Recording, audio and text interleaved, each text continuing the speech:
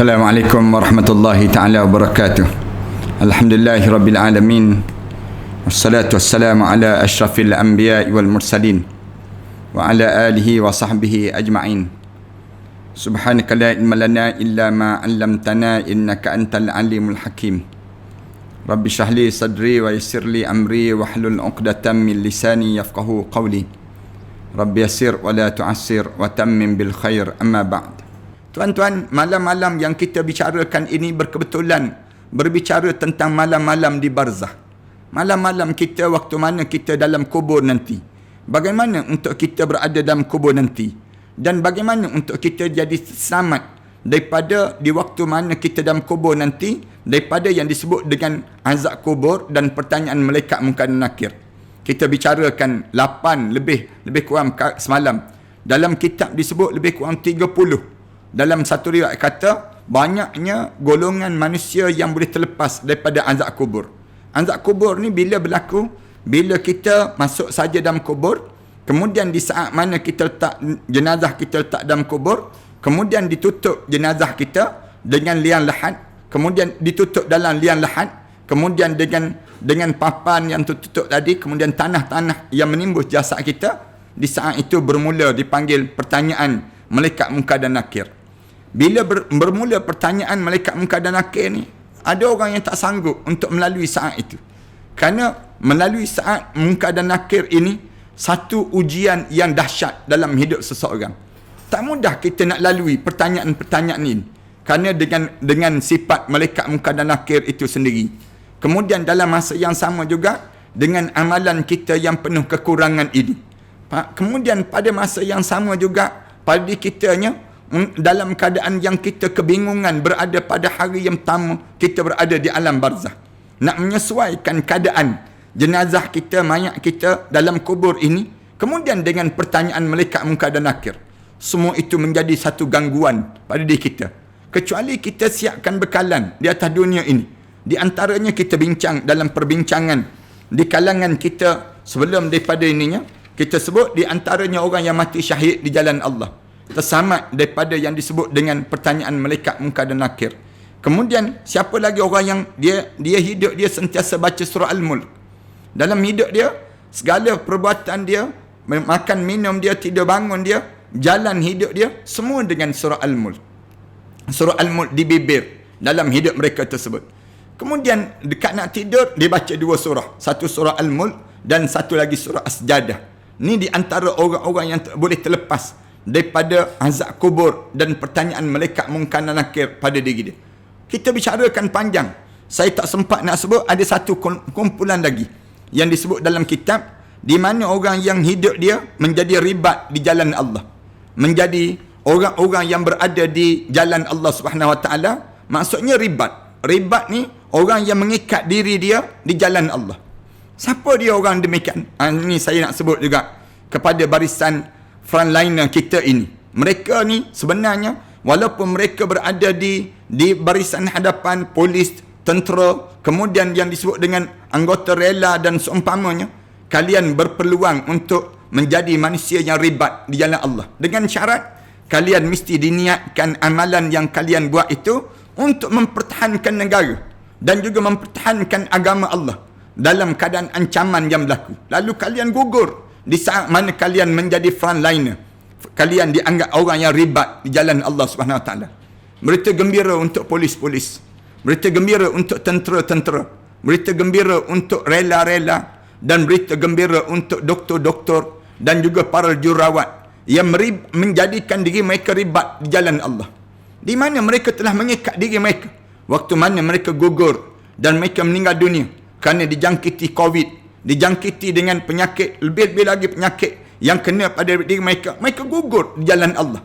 Tuan-tuan yakin, kalau tuan-tuan berada pada tempat tersebut, tuan-tuan akan berada dalam keadaan yang disebut dengan selamat daripada pertanyaan malaikat Munkar dan Nakir.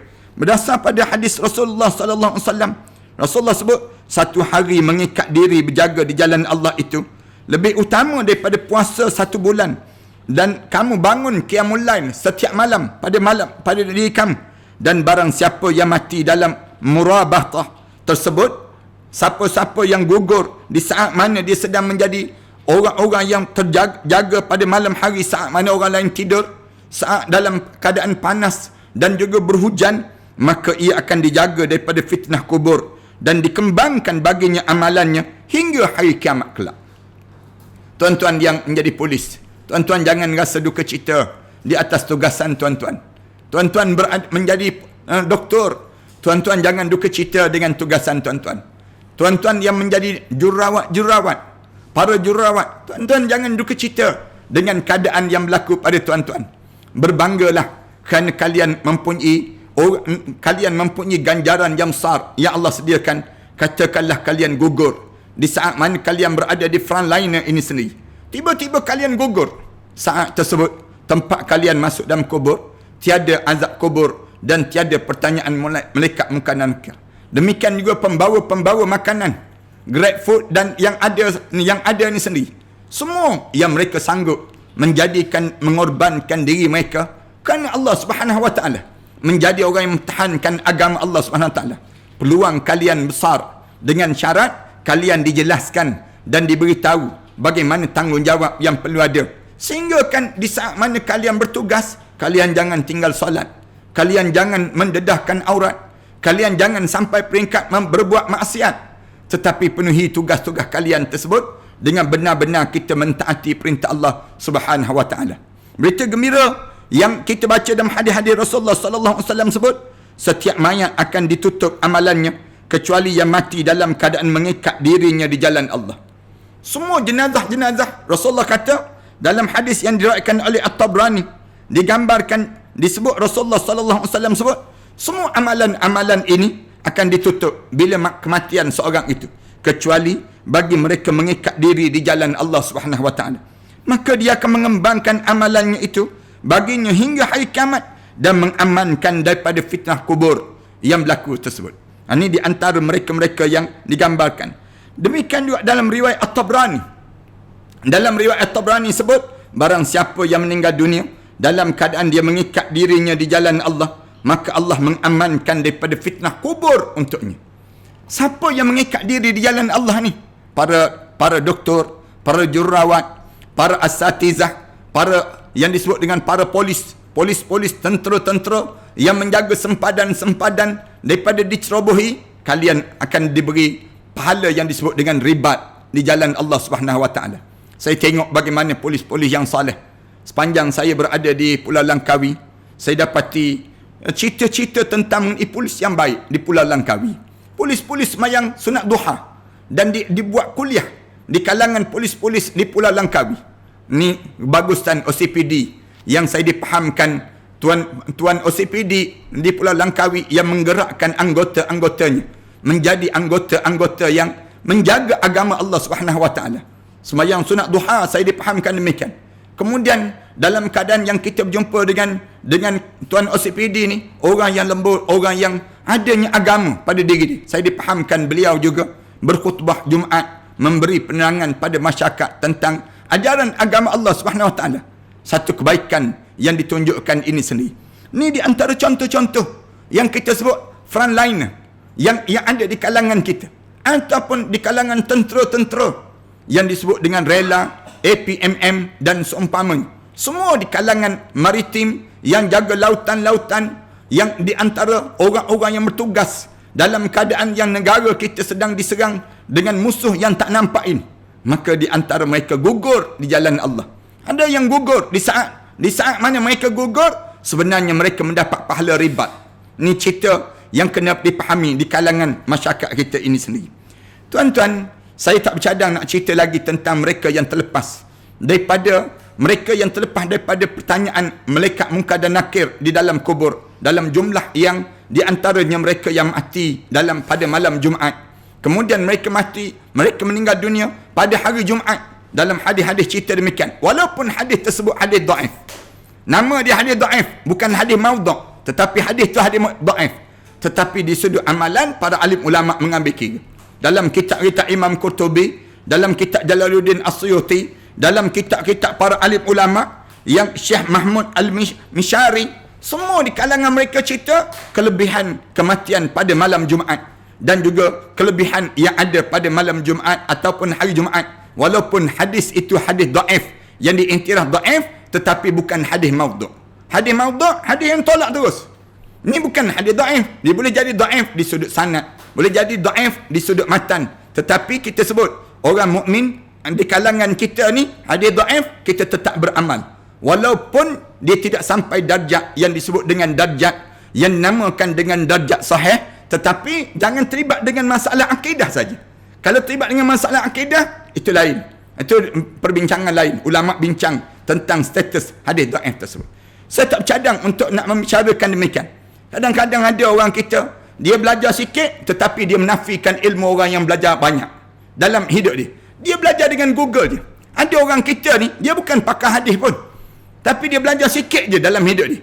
Tapi dia mempertikaikan orang yang dah belajar 40 tahun, 50 tahun, mengarang kitab-kitab yang hebat, seolah-olah dia menafikan dengan dia hanya tekan butang yang disebut dengan apa di dalam internet saja. Dia cari sikit status hadis tersebut, kemudian dia mempertikaikan ilmu-ilmu orang yang alim, yang jauh lebih warak daripada mereka sebut. Saya nak pesan pada orang golongan ini, kalian hiduplah dengan cara kalian. Kalian tak payah peduli pada orang-orang yang hidup dalam keadaan mereka belajar dan belajar. Kalian jangan sibuk dengan orang yang nak beramal dengan hadis-hadis walaupun hadis tersebut dhaif. Tak jadi masalah. Kalian tak nak beramal, kalian diam-diam sudah. Manakala orang nak beramal dengan hadis yang dhaif, sekalipun hadis tu status dia dhaif, tak jadi masalah di kalangan kita. Dia akan bawa untuk menghadap di hadapan Allah. Kalian jangan menjadi penyibuk-penyibuk dan pengganggu-pengganggu yang merosakkan kekuatan di kalangan orang Islam ini sendiri. Malam ni kita tak bercadang nak cerita yang demikian. Tapi malam ni kita nak sebut tentang mengenai bagaimana di kalangan kita ni yang boleh terlepas daripada di kalangan kita ni sebab-sebab yang menyebabkan kita terlepas daripada siksa kubur. Sebab-sebab kenapa terkena siksa kubur. Sebelum daripada ini kita sebut sebab-sebab kenapa boleh bagaimana boleh terlepas daripada siksa kubur. Malam ni kita akan cerita mengenai sebab-sebab mengapa orang tersebut terkena dengan siksa kubur pula. Malam ni kita akan mula sebut demikian. Yang pertama, para alim ulama sebut orang yang mati dalam keadaan dia menyekutukan Allah dan kufur kepada Allah Subhanahu Wa Taala. Ni kumpulan yang pertama, yang confirm kena azab kubur, kena pertanyaan malaikat munkar dan nakir, dan kubur dia menjadi kawah kepada kawah-kawah neraka. Nauzubillah min dzalik. Yang ni kita kena jaga dalam hidup kita. Yang dalam hidup kita diajar supaya jangan syirik pada Allah walaupun sedikit sekalipun. Jangan hidup ni percaya kepada kafir, jangan. Orang kita pelik kan. Dalam hidup ni dia lebih percaya kepada kekufuran dibanding dengan keimanan kepada Allah Subhanahu Wa Taala. Di antara orang alim dengan orang kafir, dia boleh percaya dengan orang kafir lagi. Orang alim ni betul-betul dah orang yang hidup dalam keadaan mengajar, membina manusia, mendidik manusia. Tiba-tiba dia pelekehkan orang alim ni. Dia boleh pelekeh demikian. Datang orang kafir ni mengejek orang alim ni. Dia boleh bersama dengan orang kafir ni dibandingkan dengan orang alim yang betul-betul mengajak manusia tersamak daripada neraka Allah dan untuk dimasukkan ke dalam syurga Allah. Pelik di kalangan orang kita. Dalam hidup dia lebih percaya dengan kekufuran dibandingkan dengan keimanan. Orang yang beriman pada Allah dengan orang kafir pada Allah Subhanahu Wa Taala, dia pergi bersama dengan orang kafir. Allah Subhanahu Wa Taala pesan banyak kali, kamu jangan duduk dengan orang kafir, jangan kamu, banyak benda yang diajar demikian. Tiba-tiba disibuk dalam keadaan sedemikian rupa, sibuk mempertahankan kekufuran ini. Ramai di kalangan kita yang jadi demikian. Dalam keadaan mereka menjadikan syirik kepada Allah dan kafir kepada Allah Subhanahu Wa Taala. Di antara sebab terbesar ditimpakan siksa kubur adalah menyekutukan Allah. Menyekutukan Allah maksudnya mensyirikkan Allah Subhanahu Wa Taala. Ayat ni di antara sebabnya Allah Taala berfirman, "Walau tara iziz zalimuna fi ghamaratil maut." Kalaulah kamu ada peluang, kamu tengok saat dahsyatnya ghamaratil maut. Saat mana berlaku ghamaratil maut, orang kafir ni dalam keadaan yang iziz zalimun, orang-orang munafik, orang zalim, dia melalui saat ghamaratil maut. Wal malaikatu basitu aydihim, di mana malaikat-malaikat mula merenggut roh-roh mereka tersebut, dimasukkan dalam jasad mereka tersebut. Malaikat sebut, akhriju anfusakumul yaum tujzauna adzabal huni bima kuntum taquluna 'ala Allah ghairal haqq. Wa kuntum an ayatihi tastakbirun. Allah, malaikat sebut, wahai roh, sila keluar daripada jasad ini. Keluar kamu. Akhriju anfusakumul yaum tujzauna adzabal hun. Inilah balasan yang paling hina yang kamu dapat dalam hidup kamu. Bima kuntum taqulun. Di atas mulut-mulut yang keluar daripada bibir kamu. Alallahi ghairul haq. Ke atas Allah, di atas perkara yang tidak benar itu. Wa kuntum an ayatihi tastakbirun. Dan kamu terhadap ayat-ayat Allah, kamu cukup sombong sepanjang kamu hidup di atas dunia dahulu. Ini disebut gambaran orang kafir. Demikian juga Allah berfirman kepada Fir'aun. Kaum Fir'aun, Allah Subhanahu Wa Taala sebut, an-naru yu'raduna 'alaiha ghuduwan wa 'ashiyya. Api neraka itu ditayangkan ke atas Fir'aun dan pengikut-pengikut Fir'aun ghuduwan wa 'ashiyya. Pada waktu mana dalam keadaan pagi dan juga petang. Wa yauma taqumus saah. Waktu mana ditegakkan hari kiamat, berlakunya hari kiamat, Allah Subhanahu Wa Taala sebut, udkhulu ala fir'auna asyaddal azab. Asyaddal azab. Masuklah kamu wahai puak-puak Fir'aun. Ala Fir'aun, keluarga-keluarga Fir'aun. Ala Fir'aun asyaddal azab. Pedih-pedih azab yang Allah sediakan pada mereka tersebut. Allahu akbar. Nak sebutnya dalam keadaan yang bila dalam kubur, mereka ni dalam keadaan terseksa. Mereka terseksa. Orang kafir dengan puak-puak kekufuran itu, bila masuk dalam kubur, mereka kena seksa terus. Seksaan kubur berlaku kepada mereka yang syirik dan juga mereka yang menyokong kesyirikan itu bersama dengan kekufuran orang yang bersama dengan orang kafir tadi, maka mereka akan diazab dan diazab dalam kubur. Ini kena jaga pada diri kita. Pelik orang Islam kita ni, dia orang Islam, tapi bila cerita tentang Islam, dia lawan Islam. Dia boleh sebut penunggang-penunggang agama, disebut demikian. Oh, sedap mulut-mulut mereka tersebut. Mereka boleh sebut demikian. Seolah-olah mereka ni hidup, mereka tu jauh lebih alim daripada orang alim yang dituduh penunggang agama tersebut. Jadi kita tengok macam mana balasan yang Allah jadikan pada mereka yang penuh dengan kesombongan itu. Saat mana mereka berada dalam kubur, mereka kena seksaan yang amat menyakitkan pada mereka ini sendiri. Daripada Abu Ayyub berkata, Rasulullah sallallahu alaihi wasallam keluar ketika matahari telah muncul. Lalu Rasulullah mendengar satu suara. Maka Rasulullah berkata, orang Yahudi sedang disiksa dalam kuburnya. Rasulullah sebut demikian. Muttafaqun alaih. Cerita tentang mengenai satu peristiwa di mana Rasulullah sallallahu alaihi wasallam keluar daripada rumah Rasulullah, tiba-tiba dengan suara keluar ketika matahari telah terbit matahari, dengar satu suara begitu. Rum tersebut, Rasulullah jawab terus. Rasulullah kata, tu orang Yahudi yang sedang diazab dalam kubur dia. Kerana apa dia? Diseksa dalam kubur dia. Kerana dia lawan Nabi Muhammad sallallahu alaihi wasallam. Allahu akbar. Golongan kedua para hadirin sekalian yang tak lepas daripada seksa kubur ni apa dia? Orang munafik. Nah, dia orang kafir dan juga puak-puak kafir tersebut. Kemudian kumpulan yang kedua yang tak boleh terlepas daripada kena seksa kubur, orang munafik. Tuan-tuan jangan memilih munafik, tuan-tuan. Ramai orang kita ni, dia suka memilih munafik dibandingkan menjadi mukmin. Pelik pada diri kita. Kita dah ada peluang orang Islam. Jadilah sebenar-benar orang Islam. Ya ayyuhalladzina amanu kunu ansarallah. Wahai orang yang beriman pada Allah, jadilah kamu penolong-penolong agama Allah. Dalam ayat Al-Quran Al-Karim, Allah Subhanahu Wa Taala sebut, ya ayyuhalladzina amanu taqullah wa qulu qawlan sadida. Wahai orang yang beriman pada Allah, bertakwalah kamu pada Allah, bercakaplah dengan percakapan yang tegas dalam hidup kamu. Tapi ada orang dia kata, tak nak saya jadi orang Islam, jadi orang mukmin, nanti orang panggil kita pak lebay, dia sebut. Saya tak naklah jadi orang Islam, nanti takut nanti saya, kalau saya jadi orang benar-benar Islam, lebih baik saya jadi orang munafik, dia sebut. Dia memilih menjadi munafik.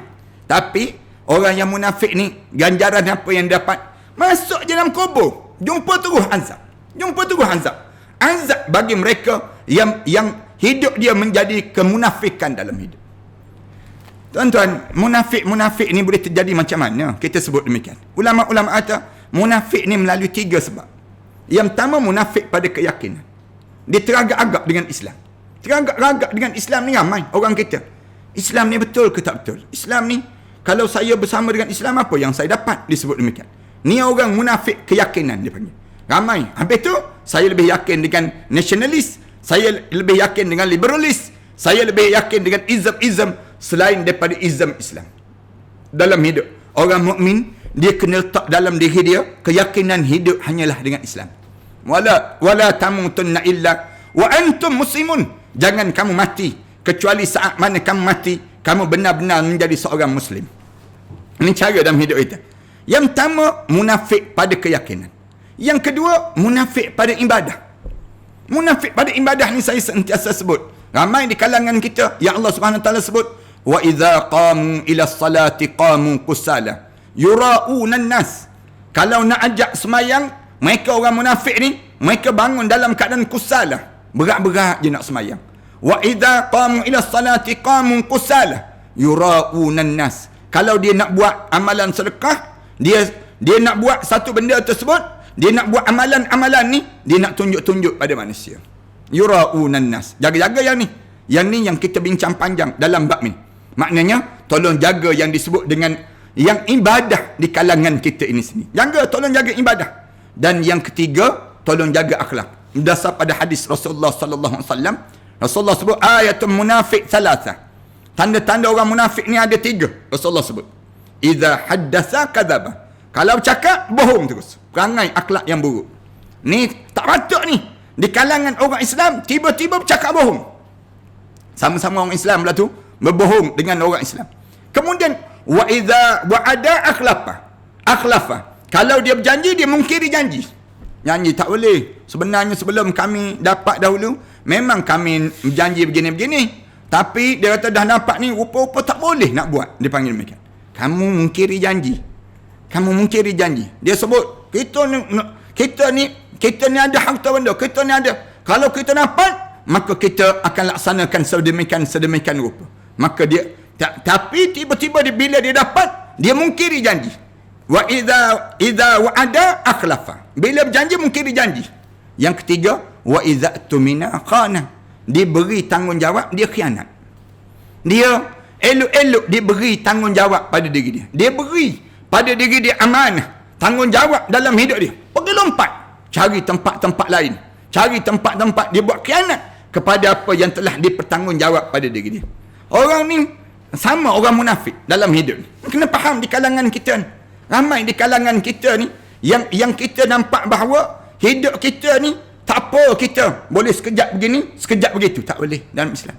Islam ni, dia kena ikat dengan Islam. Bila ikat diri kita dengan Islam, jangan lompat-lompat. Jangan kita nak pergi ke tempat-tempat merata dan sebagainya. Tiba-tiba kita nak ambil kepentingan untuk diri kita. Semata-mata nak jaga perut kita. Sanggup kita buat khianat pada perjuangan Islam. Khianat dipanggil demikian. Pengkhianat ni pengkhianat yang sebenar. Pengkhianat yang sebenar ni, dia daripada Islam, tiba-tiba dia pergi lompat dengan kafir. Inilah pengkhianat yang sebenar dalam hidup kita. Bila kita ni bersama dengan Islam, kita tak boleh nak lari-lari. Tak boleh kita nak berpaling.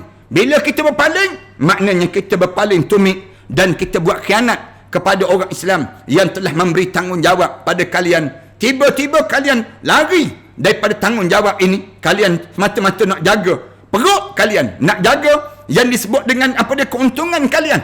Tunggu di akhirat Allah. Tunggu tak payah tunggu di akhirat. Masuk dalam kubur sekejap je lagi. Kalian akan rasa bagaimana sengsaranya saat mana berada di dalam kubur, dalam keadaan yang kita ni buat khianat. Dan inilah tanda munafik yang besar bila berlaku keadaan sedemikian rupa. Kena faham di kalangan kita. Yang benda macam tu jelas sangat. Tiba-tiba ramai lagi yang tak faham. Sekarang baru nak faham. Saya dah sebut lama dah benda yang demikian.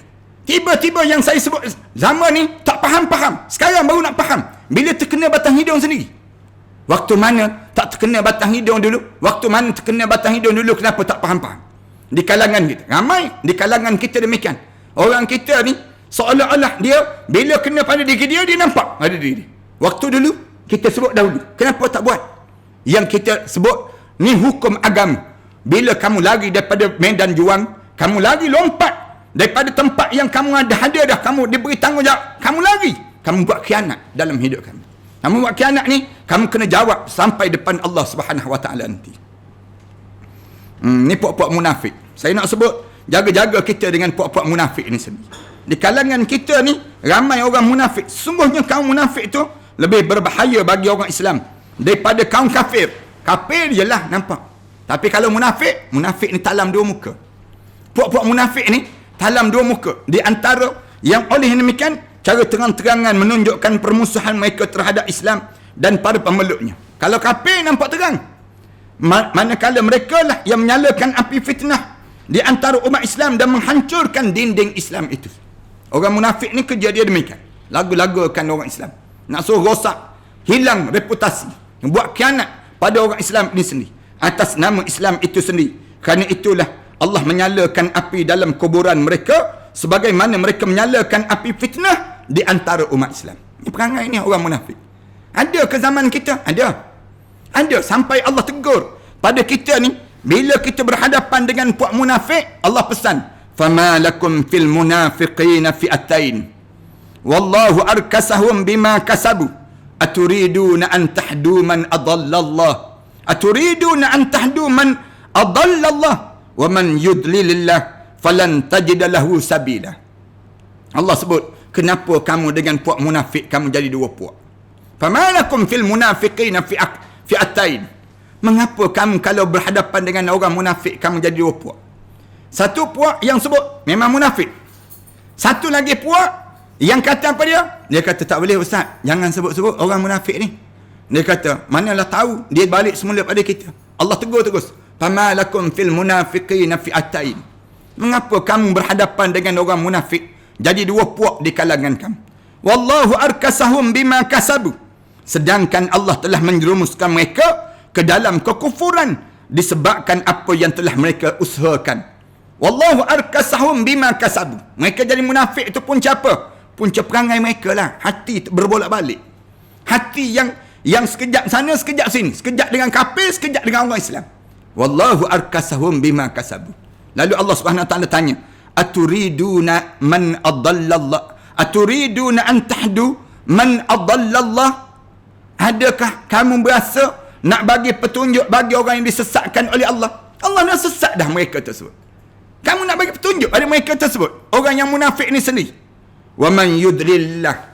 Mana-mana orang yang telah disesatkan oleh Allah, falan tajidalahu sabila.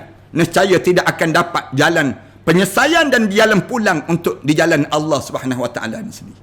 Ini jaga-jaga kita dengan orang munafik. Malam ni para penonton dan sahabat-sahabat sekalian, kita berhenti setakat ini saja, insya-Allah. Kita akan sambung lagi dalam membicarakan tentang golongan mereka yang terkena seksaan kubur ini. Antara penyebab kena seksa kubur yang kedua ni ialah munafik. Dan insya-Allah kita akan sebut lagi kumpulan-kumpulan siapa yang akan terselamat daripada seksa kubur ini sendiri. Aku qouli hadza astaghfirullah li wa lakum. Bismillahirrahmanirrahim. Alhamdulillahirabbil alamin. Wassalatu wassalamu ala asyrafil anbiya'i wal mursalin wa ala alihi wa sahbihi ajma'in. Allahumma shrah lana sudurana wa hassin akhlaqana wa yassir lana umurana. Ya Allah, ya Tuhan kami pohon pada kamu ya Allah, agar dijadikan kekeluargaan kami keluarga yang saleh dan salihah ya Allah. Jadikanlah kami ya Allah selamat daripada fitnah-fitnah yang sering kali menuju kepada kami dan keluarga kami ya Allah. Kami pohon pada kamu ya Allah, agar kamu pandanglah keluarga kami ini dengan pandangan rahmat kamu ya Allah. Kami pohon pada kamu ya Allah, agar kamu masukkan semua di kalangan kami ini ke dalam syurga Firdaus kamu ya Allah, bersama dengan para nabi, para awliya salihin ya Allah. Izinkan kami berlari-lari dalam keadaan kegembiraan untuk kami membentuk pintu-pintu syurga itu ya Allah. Untuk berlari-lari kegembiraan ya Allah, saat mana merasakan deruan angin yang menghembus jasad kami masuki syurga Firdaus kamu ya Allah. Ya Allah ya Tuhan kami, izinkan kami berada dalam syurga-syurga yang indah itu ya Allah. Khemah-khemah ataupun istana-istana yang indah yang dibina itu ya Allah. Ya Allah ya Tuhan kami pohon pada kamu ya Allah. Rabbana alaika tawakkalna wa ilaika anabna wa ilaikal masir. Rabbana ja'alna muqimas salah wa min dhurriyyatina rabbana wa taqabbal du'a. Rabbana atina fid dunya hasanah wa fil akhirati hasanah wa qina adzaban nar. Wa sallallahu ala sayyidina Muhammad wa ala alihi wa sahbihi wa sallam. Walhamdulillahi rabbil alamin.